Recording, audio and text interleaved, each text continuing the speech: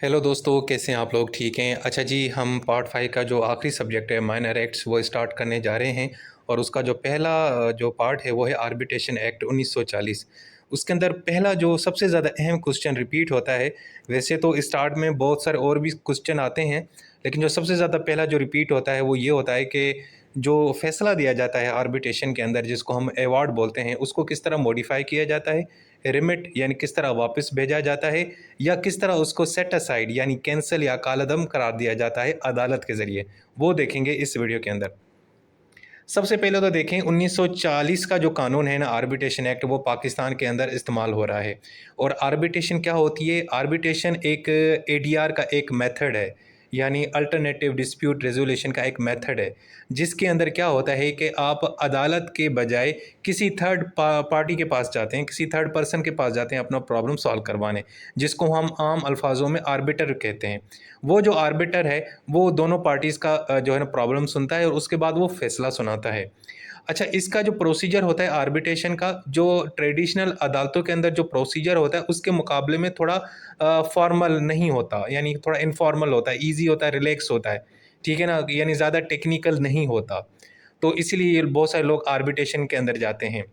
अगर वैसे पार्ट 2 के अंदर ये सब्जेक्ट है एडीआर का, उसके अंदर मैंने मज़ीद डिटेल के अंदर ये आर्बिट्रेशन और एडीआर के जो डिफरेंट मेथड्स हैं, जैसे मीडिएशन, कंसीलिएशन, नेगोशिएशन, उसके ऊपर तफसील से मैंने जो है उनको बताया है कि ये क्या चीज़ें होती हैं।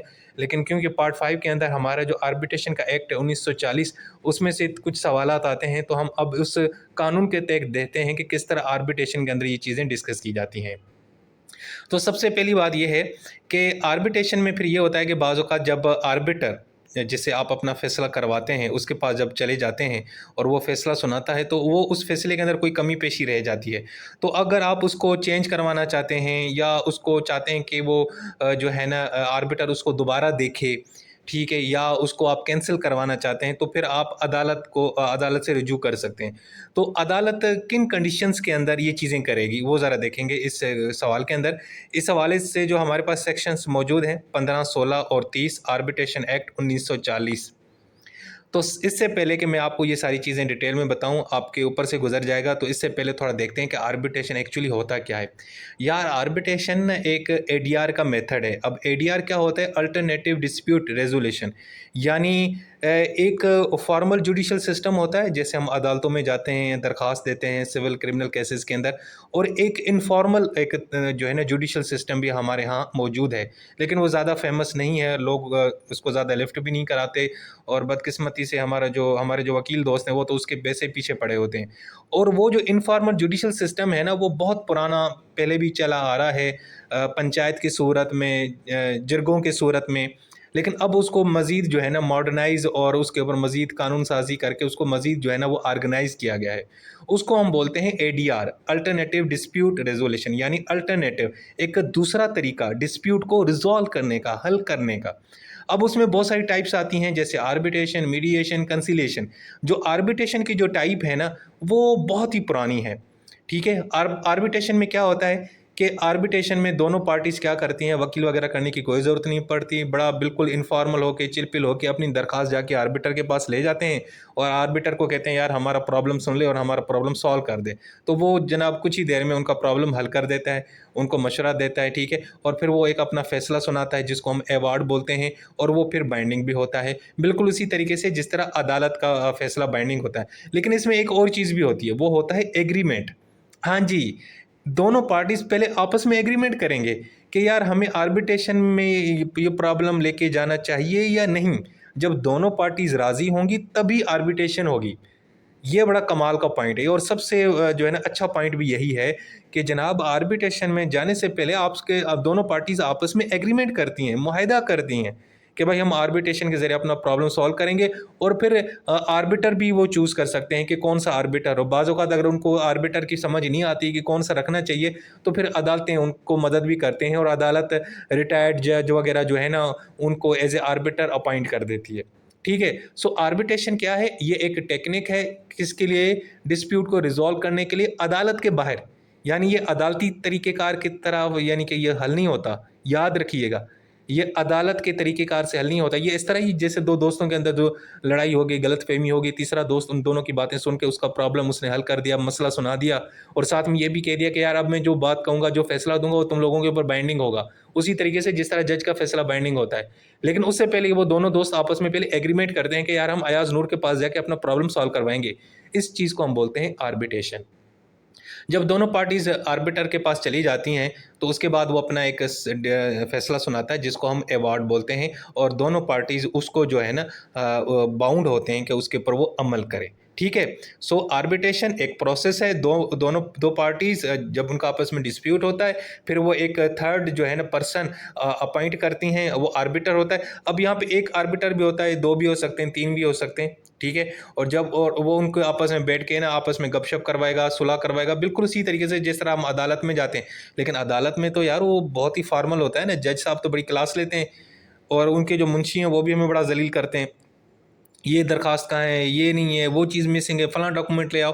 इधर इतना नहीं होता। इधर बस मकसद ये होता है कि ज़रा फ्रेंडली माहौल में जो ना चाय के कप के ऊपर बड़ा एक ज़बरदस्त एनवायरनमेंट में बड़ा ईज़ी होके, रिलैक्स होके हम इस अपने प्रॉब्लम को सॉल्व करवाते हैं। तो ये हो गया आर्बिट्रेशन। इस आर्बिट्रेशन के हवाले से पाकिस्तान में एक कानून मौजूद है, 1940 से वो चला आ रहा है, ठीक है ना? और उसमें बताया गया है कि किस तरह आर्बिट्रेशन करवानी है और किस तरह आर्बिट्रेशन के एग्रीमेंट बनाए जाते हैं और इन्फोर्स किए जाते हैं। अब इसके कुछ की फीचर्स हैं वो मैं आपको वैसे बता देता हूँ ताकि आपको पता चले कि ये 1940 का जो कानून है आर्बिट्रेशन एक्ट, ये है क्या। या इसमें सबसे पहले तो ये लिखा हुआ है कि आर्बिट्रेशन एग्रीमेंट होता है, दोनों पार्टी सबसे पहले क्या करेंगे, आपस में एग्रीमेंट करेंगी कि हम अपने डिस्प्यूट को आर्बिट्रेशन के ज़रिए हल करवाएंगे, नंबर 1। उसके बाद फिर जो है ना आर्बिट्रेशन किस तरह की जाएगी, यानी उसमें कितने आर्बिटर होंगे, सोलो आर्बिटर होगा, मल्टीपल आर्बिटर्स होंगे, या एक अपॉइंटमेंट की जाएगी एक अंपायर की, वो भी आर्बिटर की तरह काम करेगा, ठीक है, या आप अदालत के ज़रिए आर्बिटर अपॉइंट करेंगे, वो बहुत सारी चीज़ें होंगी। उसके अलावा फिर अदालत भी जनाब आपकी मदद कर सकता है। अगर आपको समझ नहीं आ रहा कि आर्बिटर कौन रखना चाहिए, तो अदालतें क्या करती हैं कि आर्बिट्रेशन के अंदर आपको सिर्फ मदद फराहम करती हैं। अब आप लोगों का अगर सवाल पैदा होना चाहिए, अगर आप लोग जीनियस और मेरे स्टूडेंट हो, तो सर अभी आप तो बात कर रहे हैं कि अदालत का कोई लेना देना नहीं, अदालत के आउटसाइड सारा काम होता है, तो फिर ये अदालत का क्या काम है? तो दोस्तों वैसे ये जो आर्बिट्रेशन का जो कॉन्सेप्ट है ना, वैसे तो ये अदालती जो प्रोसीजर है उससे बिल्कुल हटके है, सिंपल है, लेकिन फिर भी जो अदालतें हैं, जो जजेस हैं, वो इस आर्बिट्रेशन के प्रोसीजर के ऊपर नज़र रखते हैं और ये मेक श्योर करते हैं कि आर्बिट्रेशन सही हो जाए, यानी कि ये अपनी मदद फराहम करते हैं। ये अदालतें सिर्फ सपोर्ट करते हैं, ठीक है ना? ये बीच में इतना इंटरमेन नहीं करते। ये बस अपनी, कोई आर्बिटर नहीं है तो कोई जज आर्बिटर बना दिया, बाज़-औक़ात किसी वकील को भी आर्बिटर लगा देते हैं। लेकिन उसका जो प्रोसीजर होता है ना दोस्तों, वो आम अदालत में जो चल रहा होता है उससे बेहतर होता है, ईज़ी होता है। यहाँ पे तो माशाल्लाह सदियाँ गुज़र जाती हैं, लेकिन यहाँ पे सदियाँ नहीं, सिर्फ लम्हों के अंदर आपका प्रॉब्लम हल हो जाता है। ठीक है जी। उसके बाद फिर क्या होता है कि वो आर्बिटर एक फ़ैसला सुनाता है, उस फ़ैसले को हम अवार्ड्स बोलते हैं और वो जनाब आम तौर पे जो है ना वो बाइंडिंग होते हैं और हाँ, उस फ़ैसले को फिर अदालत जो है इन्फोर्स करवाती हैं। पहले मिसाल के तौर पर आप और मैं ना, हम जाते हैं अदालत में अपना एक प्रॉब्लम लेके। अदालत कहती है यार ये आप लोगों का जो प्रॉब्लम है बहुत ही सिंपल है, ये मुर्गी चोरी का मसला है, आप लोग जाके आर्बिट्रेशन में जाएँ यार, यहाँ पे क्यों वक़्त ज़ाया कर रहे हैं। हम दोनों जाएँगे आर्बिट्रेशन में, आर्बिटर पहले एग्रीमेंट किया, आर्बिटर ने अपना फ़ैसला सुना दिया, वो फ़ैसला फिर हम लेके कहाँ पे आएँगे, दोबारा अदालत के पास आएँगे, फिर अदालत उस फ़ैसले को इन्फोर्स कराएगी, यानी अदालत उसके ऊपर अपना स्टैंप लगाएगी, ठप्पा लगाएगी। तो उससे फिर हमारा जो फ़ैसला होगा ना आर्बिटर का, उसके अंदर वज़न आ जाएगा, उसके अंदर एक ना, जब अदालत का ठप्पा लग जाएगा, जज का स्टैंप लग जाएगा, तो फिर उसकी अहमियत भी एक अदालती फ़ैसले की तरह हो जाती है। समझ आई बात? बहुत ही सिंपल बताया था मैंने। अच्छा जी। अभी आर्बिट्रेशन किस तरह काम करती है। सबसे पहले जो दोनों पार्टीज़ हैं ना, वो राइटिंग में लिखते हैं कि हम अपने आर्बिट्रेशन को ना, सॉरी डिस्प्यूट को आर्बिट्रेशन के ज़रिए हल करवाएंगे, यानी पहले ये आपस में मुआहदा या एग्रीमेंट करेंगे। उसके बाद उस एग्रीमेंट के अंदर सारा बताया जाता है कि आर्बिट्रेशन का प्रोसीजर किस तरह किया जाएगा, उसकी प्रोसीडिंग कहाँ, कौन कैसे करेगा, इसके अलावा कितने आर्बिटर्स होंगे, उनकी अपॉइंट कौन करेगा, आया आप लोग खुद आर्बिटर लगाओगे या किसी से मदद लोगे या अदालत से या जज से हेल्प लोगे। दूसरा ये कि जो भी इस डिस्प्यूट होगा उसको हमने आर्बिट्रेशन के एग्रीमेंट के ज़रिए हल करेंगे। और दूसरा ये है कि आर्बिटर दोनों पार्टीज़ को सुन के तसल्ली करके उसके बाद वो अपना एक अवार्ड सुनाएगा, अपना एक फ़ैसला, अपना एक डिसीजन सुनाएगा। अच्छा जी, वैसे आम हालात में जो जनरल असूल है ना दोस्तों, वो ये है कि जो आर्बिटर का फ़ैसला होता है ना, वो टिपिकली जो है ना फाइनल होता है, उसको हम चेंज नहीं करवा सकते। लेकिन कुछ एक्सेप्शंस हैं, कुछ सर्कमस्टांसेस हैं कि वो जो अवार्ड है ना, उसको अदालत, याद रखिएगा, उस अवार्ड को अदालत दिया किसने है? आर्बिटर ने। लेकिन अदालत उसको मॉडिफाई भी कर सकती है, रिमिट यानी वापस भी भेज सकती है कि दोबारा भाई इसको देखो, नज़रसानी करो, क्या दिया है तुमने, ये क्या तुमने ये खच मारी है। और दूसरा, उसको सेट असाइड भी कर सकती। सेट असाइड मतलब कालादम कराना या कैंसिल कराना, तो ये कर सकती है, लेकिन ये रेयर है। तो हम इसी पे बात करेंगे इस वीडियो के अंदर मज़ीद डिटेल में। तो अब देखेंगे भाई ये जो है ना, आप किस तरह अपने जो है ना आर्बिटल अवार्ड को, जो आर्बिट्रेशन के ज़रिए जो फैसला आया था जिसको हम अवार्ड बोलते हैं, उसको अगर आपने मॉडिफाई करवाना है, उसको रेमिट करवाना है, सेट असाइड कराना है, तो वो कैसा होगा? उसके दो तरीके हैं। या तो अदालत खुद नोटिस ले, अदालत को खुद पता चल जाए कि यार ये जो अवार्ड आया है ये सही नहीं है, इसके अंदर ये ख़राबी है, ये प्रॉब्लम है, तो उसको वो मॉडिफाई, रिमिट या सेट असाइड खुद करेगी। या आप लोग भी दरख्वास्त दे सकते हैं। अगर कोई पार्टी है, उसको लगता है कि यार ये जो आर्बिट्रेशन में जो फैसला आया है ना, आर्बिटल अवार्ड जो आया है ना, अच्छा, जो आर्बिट्रेशन के नतीजे में जो डिसीजन आता है उसको हम टेक्निकली तौर पर आर्बिटल अवार्ड बोलते हैं, ठीक है जी। सिर्फ अवार्ड भी बोल सकते हैं, लेकिन आर्बिटल अवार्ड ज़्यादा चलता है। तो उसमें क्या होगा कि आप अगर अदालत को दरख्वास्त देंगे, तो अदालत आपकी दरख्वास्त मौसूल करने के बाद भी उसको मॉडिफाई कर सकती है, रिमिट कर सकती है, सेट असाइड कर सकती है। सो दो सूरतों में आप दरख्वास्त दे सकते हैं। या तो अदालत खुद नोटिस ले, सो मोटो ले, खुद यानी कि एक्शन ले, उसको पता चल जाए कि यार ये इस अवार्ड के अंदर खराबी है, फैसले के अंदर खराबी है जो आर्बिटर ने दिया है। या खुद आप में से कोई मुतासर जो शख्स है वो अदालत के पास चला जाए और दरख्वास्त दे। ठीक हो गया जी। अब सबसे पहले देखते हैं कि मॉडिफिकेशन किस तरह होती है। सेक्शन 15 है आर्बिट्रेशन एक्ट 1940 का, उसके अंदर लिखा हुआ है कि अगर आर्बिटर कोई ऐसा फैसला देता है और उसके अंदर कोई एक ऐसी चीज़ लिखता है जिसका उस फैसले से कोई ज़्यादा ताल्लुक़ नहीं है। मैं मिसाल देता हूँ कि एक इशू था पेमेंट का डिस्प्यूट था। तो आर्बिटर ने दोनों पार्टीज़ को सुना और एक फ़ैसला दिया, और फैसला जो दिया ना, उसमें उसने साथ में इमोशनल डैमेजेस का भी ज़िक्र किया कि यार इस फैसले पेमेंट के इशू में जो फ़लाँ पार्टी है उसको बड़ा इमोशनली नुकसान भी हुआ, बेचारा उसको उसका दिल भी टूटा, दुखी हो गया, उदास हो गया, ठीक है ना, वो बेचारा डिप्रेशन में चला गया। अब इस तरह की अगर वो बात कर रहा है आर्बिटर जो है ना अपने फ़ैसले के अंदर, तो और उसका उस फैसले से कोई ज़्यादा ताल्लुक़ नहीं है, तो जनाब आप अदालत में जा सकते हैं और अदालत खुद भी नोटिस लेके उसको मॉडिफाई करके उसको अलग करवा देगी, सेपरेट करवा देगी। यानी अदालत क्या करेगी कि उस फैसले के उस हिस्से को जहाँ पे इस तरह की आर्बिटर ने जो है ना वो जो है ना बोंगी मारी है कि इमोशनल डैमेज का भी नुकसान हुआ, ये भी हुआ, वो हुआ, हालांकि पूरा फैसला सही था, लेकिन वो एक दो पेजेस जो है ना वो गैर ज़रूरी उसने बातें लिखी हैं। तो उन गैर ज़रूरी चीज़ों को हम क्या करेंगे, अदालत क्या करेगी, उसको मॉडिफाई करेगी, यानी तब्दील करेगी, उसको कहेगी यार ये दो पेजेस निकाल दो इस फैसले से, बाकी सब सही है। बाकी जो ओरिजिनल जो पेमेंट का डिसीजन है आर्बिटर का, वो वैसे का वैसा रहेगा, लेकिन जो गैर ज़रूरी इस तरह की कोई उसने खच मारी होगी ना फैसले के अंदर, अवार्ड के अंदर आर्बिटर ने, तो हम उसको चेंज करवा देंगे। ओके, समझ आया? पहला पॉइंट ये हो गया मॉडिफिकेशन का। दूसरा ये है कि यार अगर आर्बिट्रेशन के अवार्ड के अंदर ना ये बहुत ही बड़ा ना एरर आ जाए, यानी आर्बिट्रेशन के अंदर जो डैमेजेस थे ना वो लिखे हुए थे 10,000, और भाई उसका जो टाइपिस्ट था उसने जनाब 1,000 लिख दिया, यानी कहाँ 10,000 की पेमेंट और फ़ाइन और कहाँ 1,000 रुपया। तो अगर इस तरह की कोई चीज़ यानी कि जो है ना कोई इस तरह का एरर आता है टेक्निकल तौर पे और ऑब्वियस एरर है, नज़र आ रहा है, ठीक है ना, 10 की जगह 1,000 लिख दिया, 1,000 की जगह 1 लाख, 2 लाख, 3 लाख लिख दिया, तो उसको फिर हम जनाब दोबारा मॉडिफाई करवाएंगे, चेंज करवाएंगे। एक तो ये हो गया। तीसरा पॉइंट ये है कि अगर उस अवार्ड के अंदर कोई क्लेरिकल मिस्टेक्स हैं और एक्सीडेंट एरर हैं, ऐसे एरर हैं कि समझ नहीं आई कि यार इतनी इसने गलती कैसे की, यानी वहाँ पे उसने जो ना मिसाल के तौर पर नाम लिखना था अयाज़ नूर का, वहाँ पे उसने आकाशवाणी नाम लिख दिया, नाम वहाँ पे लिखना था अरसलान अहमद का, वहाँ पे अब्दुल कदीर का नाम लिख दिया फैसले के अंदर, ठीक है, जज का नाम था बशीर, वहाँ पे लिख दिया शबीर। अगर अब इस तरह की वो चीज़ अगर लिखता है जो भी जिसने भी फैसला टाइप किया है, तो हम उसको भी चेंज करवा सकते हैं और उस सूरत में भी हम उसको मॉडिफाई करवा सकते हैं। ठीक है जी। अच्छा, फैसला तब्दील पूरा का पूरा नहीं होगा, ये छोटी मोटी चीज़ें हो जाती हैं ना फैसलों के अंदर, सारी बात है। अब आर्बिटर भी तो इतने जीनियस नहीं होते, वो भी जल्दी जल्दी में टाइम पास करने के लिए जल्दी जल्दी में अपना फैसला निकाल देते हैं, तो इस तरह की गलतियां हो ही जाती हैं फैसलों के अंदर, तो हम उनको मॉडिफाई करवा सकते हैं। तो पहला हिस्सा तो हमारा हो गया मॉडिफिकेशन का। अब हम देखेंगे रिमिट। अच्छा, अब ये कैसा होता है, या रिमिट का वैसे मतलब ये है कि अदालत को अगर लगे कि इस फैसले के अंदर यानी आर्बिट्रल अवार्ड जो आर्बिटर ने फैसला दिया उसके अंदर ये चीज़ खराबी है, तो वो उसको वापस भेजेगी और उसको आर्बिटर को बोलेगे, ओ पप्पू भाई साहब जाके इसको ज़रा ना दुरुस्त कर दे, इसको बेहतर कर, फिर मुझे दोबारा बताओ, ठीक है। यानी वो उसको कहेगी इसको तुम खुद दुरुस्त करो। वो कैसे कर सकती है और यानी किन रीजंस की बुनियाद के ऊपर आप एक अवार्ड को वापस दोबारा आर्बिटर की तरफ भेजेंगे रिमिट करने के लिए, उसको नज़रसानी के लिए? नंबर वन, जब अब अगर अवार्ड के अंदर जो है ना जो चीज़ थी उसको उसने हल नहीं किया, ठीक है, यानी जो प्रॉब्लम था उसका उसका सही उसने कोई डिसीजन नहीं दिया।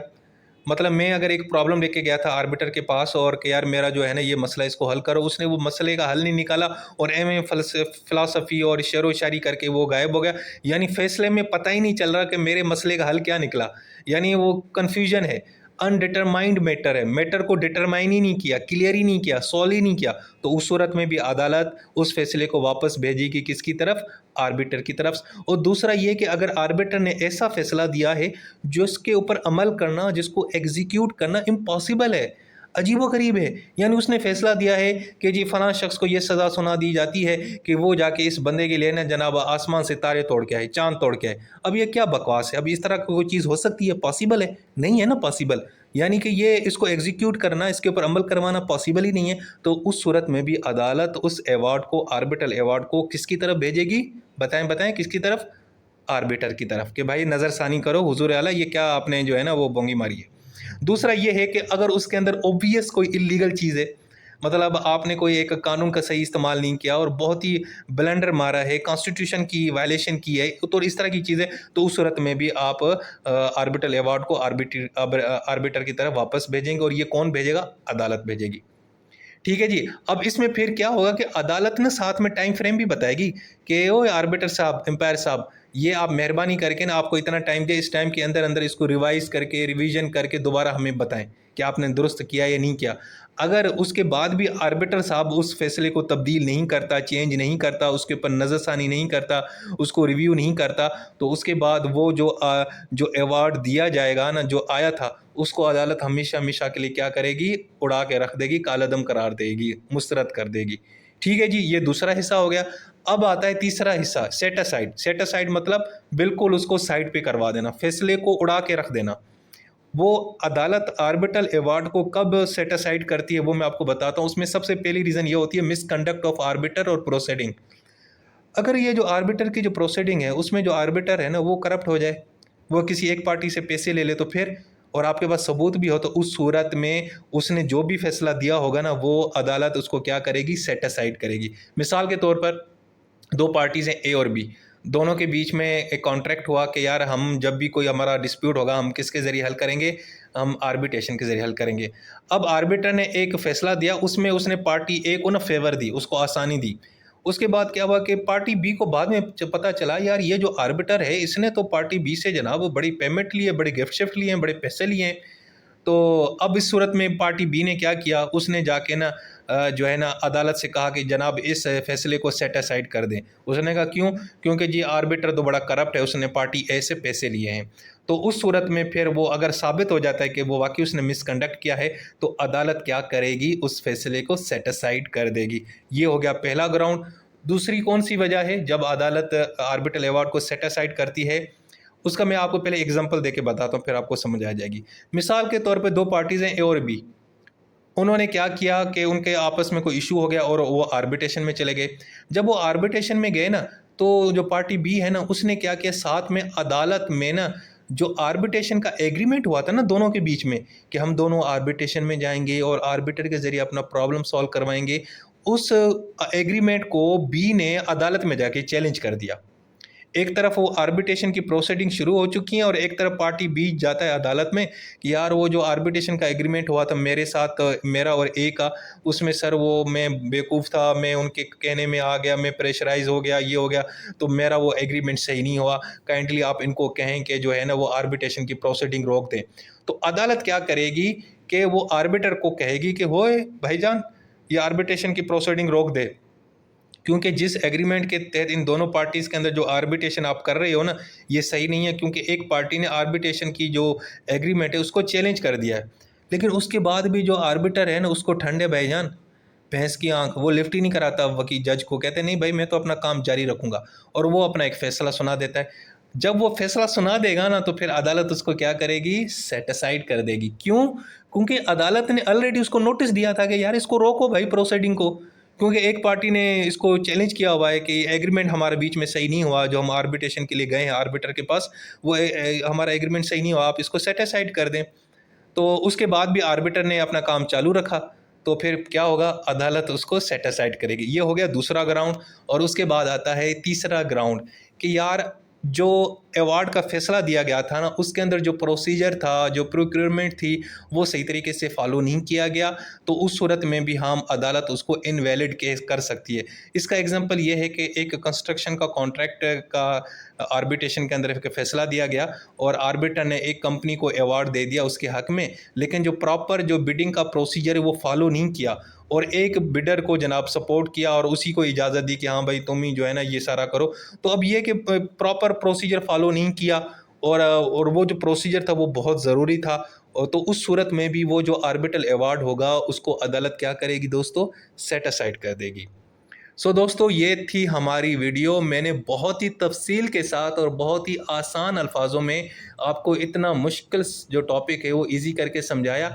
इसमें मैंने आपको आर्बिट्रेशन का भी कॉन्सेप्ट क्लियर करवा दिया। होपफुली आर्बिट्रेशन क्या होती है, इसके अंदर एग्रीमेंट जो होता है, और ये सारा कुछ, और पाकिस्तान का जो कानून है आर्बिट्रेशन एक्ट 1940 वो भी बता दिया।